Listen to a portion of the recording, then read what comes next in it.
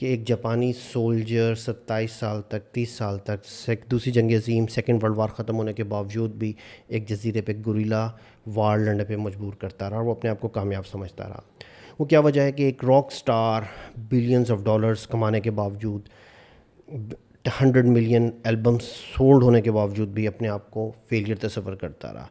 वो क्या वजह है कि उसी कंडीशन के अंदर एक और ड्रमिस्ट, एक और म्यूज़िशियन गुमनामी की ज़िंदगी गुजारी, लेकिन वो अपने आप को कामयाब खुशहाल शख्स समझता रहा। मेरे दोस्तों, हम में से हर शख्स खुश होना चाहता है, खुशहाल ज़िंदगी गुजारना चाहता है, लेकिन खुशियाँ तो मिलती ही मसाइल को हल करने से। इन मसाइल को हल करने के लिए आपको तकालीफ, मुश्किलात बर्दाश्त करनी पड़ती हैं, और वो आप वो मसाइल क्यों चुनते हैं जिनके लिए आप ये तकालीफ बर्दाश्त करने को तैयार होते हैं। इन सवालों का जवाब आज की वीडियो के अंदर मैं आपको दूंगा। अस्सलाम वालेकुम मेरे दोस्तों, मित्रा दी पॉडकास्ट के अंदर खुश आमदेद। मेरा नाम अली रज़ा ज़ैदी है। मैं पार्ट टाइम कंटेंट क्रिएटर हूँ, सॉफ्टवेयर इंजीनियर, ERP कंसल्टेंट और पार्ट टाइम कंटेंट क्रिएटर हूँ। मेरे दोस्तों, चौथी नशिस्त, चौथी सीटिंग, चौथे चैप्टर की समरी।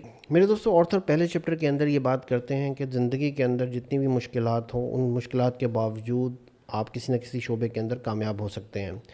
दूसरे चैप्टर के अंदर ऑर्थर ये कहते हैं कि खुशियाँ हमेशा मसाइल को हल करने से आती हैं। अगर आप एक खुशहाल, एक अच्छी ज़िंदगी चाहते हैं तो आपको मुश्किलात या प्रॉब्लम्स को वेलकम कहना होगा। लेकिन ऑर्थर यहाँ पर ये बात भी करते हैं कि हमेशा आप उन मुश्किलात को चूज़ कीजिए जो वर्थ रखती हों। तीसरे चैप्टर के अंदर ऑर्थर ये कहते हैं कि बहुत सारे लोगों का मसला हकदार होना है, इंटाइटल्ड होना है, बगैर किसी वजह के किसी चीज़ का हकदार बनना है। हकदार वही शख्स है जो किसी भी चीज़ को हासिल करने के लिए शदीद मेहनत करता है, शदीद स्ट्रगल करता है। और इस चौथे चैप्टर का नाम है द वैल्यू ऑफ सफरिंग, तकलीफ़ या मुश्किल या बर्दाश्त की वजह। और यहाँ पर ऑर्थर ये अनलॉक करते हैं कि हम किसी भी मसले को हल करने की कोशिश क्यों करते हैं। हमारे पास ज़िंदगी के 4 या 5 मसाइल हैं। Why we are focusing on specific goal to solve that problem. और मेरे दोस्तों, उसके लिए ऑर्थर ये कहते हैं कि that's rooted into your value system. आप किस चीज़ को अहमियत देते हैं, आपकी इक़दार क्या है, आपकी सोशल अपब्रिंगिंग कैसी है, आपके माशरे में, आपके इन्वायरमेंट में कौन सी चीज़ इम्पॉर्टेंट है। सेकेंड वर्ल्ड वार 1945 के अंदर एक जैपनीज़ वेटरन हीरो ओनिडो को फ़िलिपीन की जंगलों में उतारा गया और उनका मकसद गुरिल्ला वारफेयर था। फ़िलिपीन में मौजूद एलाइड फोर्सेस को तंग करना, परेशान करना और उनके ख़िलाफ़ जंग वेज करना था। सेकेंड वर्ल्ड वार ख़त्म हो गई, लेकिन वो साहब अगले 30 साल तक लड़ते रहे और वो खेतों को आग लगाते रहे, लोगों को ज़ख्मी करते रहे, माल मवेशियों को मारते रहे। कई कोशिशें हुई उनको ख़त्म करने की, लेकिन ख़त्म नहीं हो सके। गुरिल्ला वारफेयर में एक्सपर्ट थे और और वो अपने आप को कामयाब समझते थे।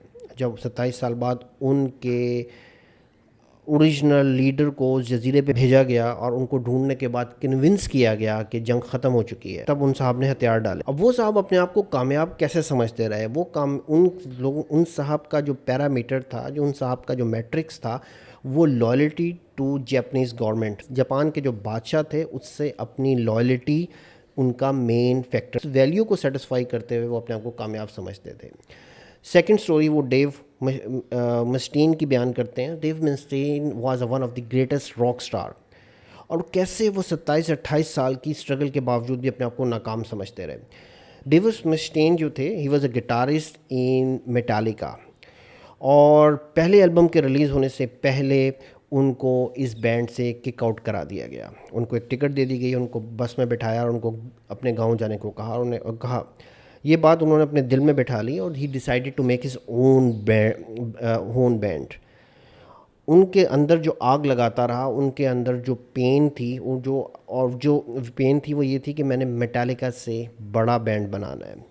इस स्ट्रगल में, इस जंग के अंदर उन्होंने बड़ी कामयाबी हासिल की, स्ट्रगल की, बिलियंस ऑफ डॉलर्स कमाए, 100 मिलियन से ज़्यादा इनके रिकॉर्ड सेल हुए। लेकिन 27 साल बाद, 30 साल बाद जब इनसे इंटरव्यू लिया गया तो ही वाज सेइंग कि वो फेलियर है, वो नाकाम है। और इस नाकामी की वजह यह है कि वो मेटालिका से ज़्यादा बेहतर काम नहीं कर सके।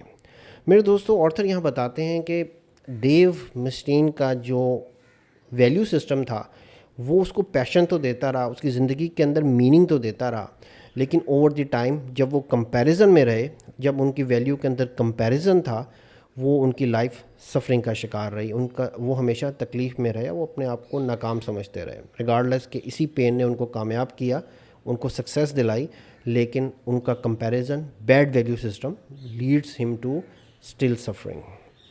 तीसरा स्टोरी वो ऑर्थर बयान करते हैं सेम सिचुएशन के अंदर पीटर बेस्ट को।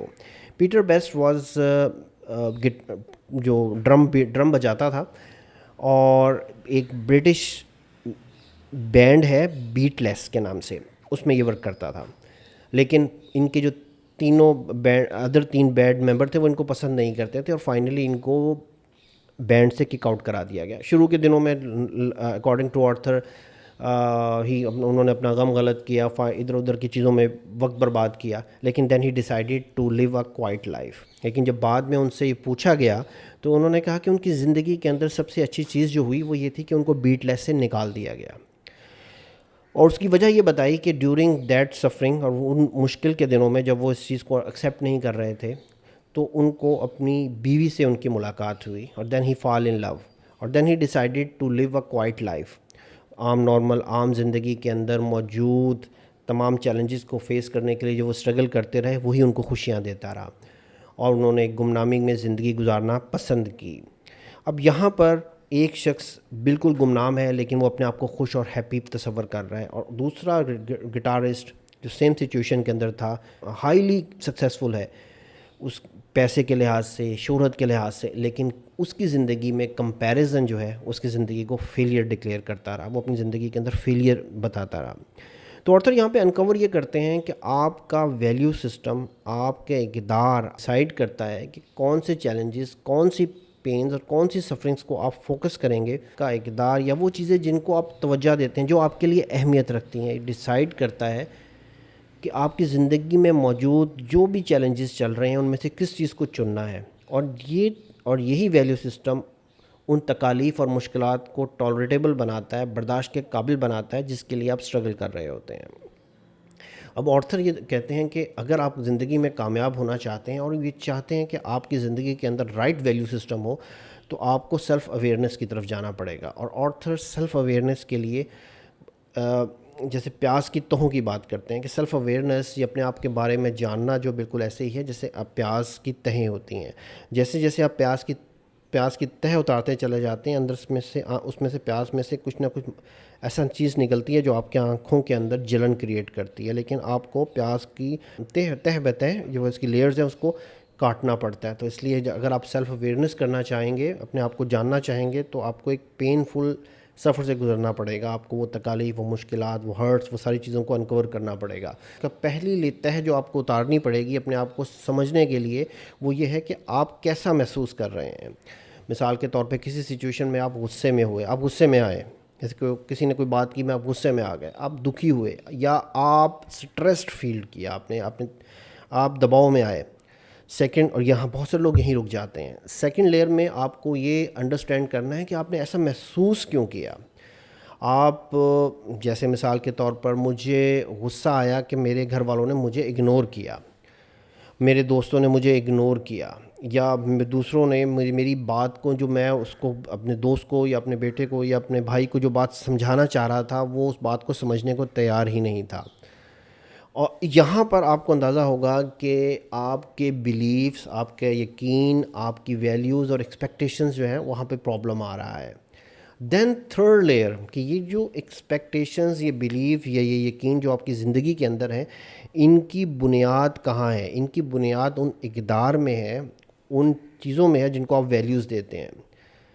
मिसाल के तौर पे मैं गुस्से में आया क्योंकि मुझे इज़्ज़त नहीं दी गई और मुझे डिसरिस्पेक्ट किया गया। अब जो वैल्यू, रिस्पेक्ट और डिसरिस्पेक्ट है, that is the third layer. ये वो चीज़ें हैं जिनको आप वैल्यू देते हैं। अब यहाँ पर आपको अंडरस्टैंड करना पड़ेगा कि आपको अपना वैल्यू सिस्टम चेंज करना पड़ेगा। Then you have to create a very different life.